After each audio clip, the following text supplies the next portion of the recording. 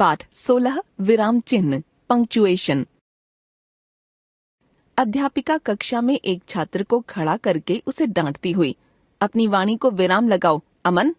विराम शब्द का अर्थ है रुकना।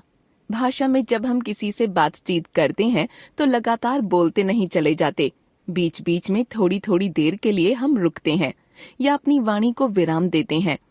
बोलते समय केवल रुकते ही नहीं, कभी प्रश्न पूछते हैं, कभी मना करने के लिए सिर हिलाते हैं, कभी किसी बात पर आश्चर्य प्रकट करते हैं आदि। ये सब कार्य मौखिक भाषा में हर व्यक्ति करता है। मौखिक भाषा की इन तरह तरह की चेष्टाओं को लिखित भाषा में व्यक्त करने के लिए कुछ चिन्ह बनाए गए हैं। इन्हीं लिखित चिन्हों को विराम चिन्ह कहते हैं। हिंदी के कुछ प्रमुख विराम चिन्ह इस प्रकार हैं। पूर्ण विराम, वाक्य की समाप्ति पर यह चिन्ह लगाया जाता है, जैसे बच्चे सो गए, कमला स्कूल गई।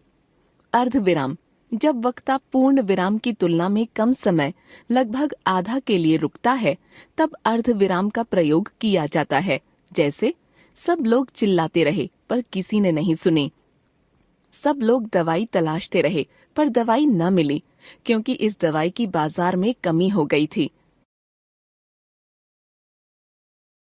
अल्प विराम, वाक्य के बीच में जब अर्धविराम की तुलना में भी कम रुका जाता है, तब अल्प विराम का प्रयोग किया जाता है, जैसे पिताजी ने आलू, गोभी, खीरा, टमाटर आदि खरीदे।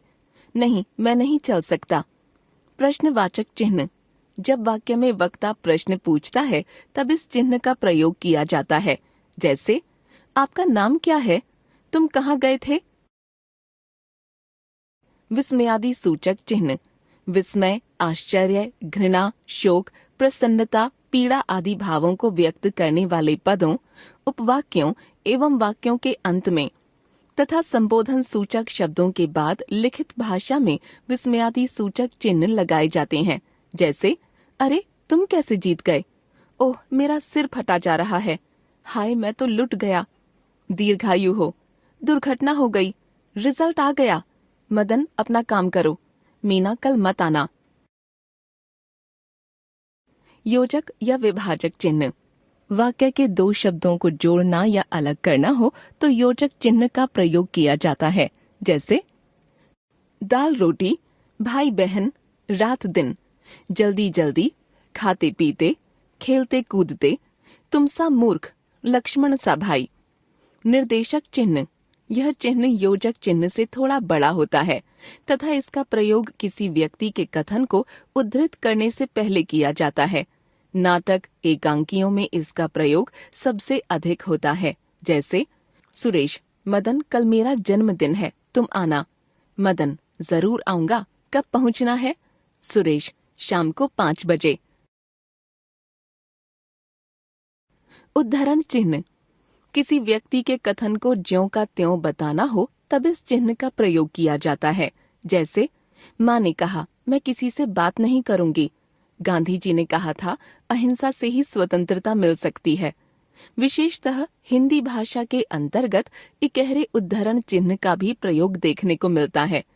इसका प्रयोग मुख्य रूप से उपनाम, पुस्तक के नाम आदि के लिए किया जाता है, जैसे बाल कृष्ण शर्मा, नवीन आदि।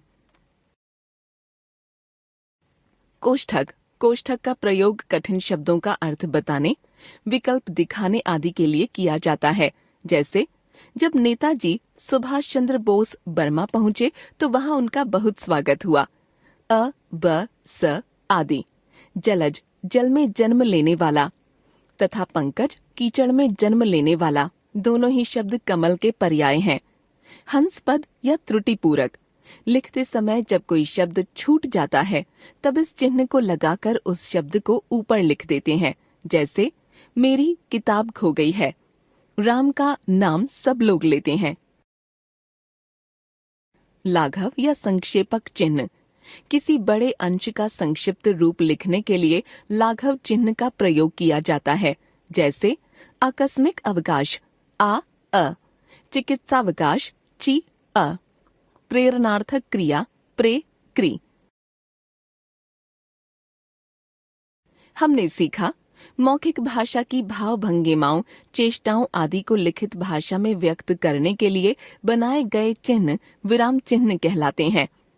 प्रमुख विराम चिन्ह हैं पूर्ण विराम, अर्ध विराम, अल्प विराम, प्रश्नवाचक चिन्ह, विस्मयादि सूचक चिन्ह, योजक या विभाजक चिन्ह, निर्देशक चिन्ह, उद्धरण चिन्ह, कोष्ठक, हंसपद या त्रुटिपूरक तथा लाघव या संक्षेपक चिन्ह।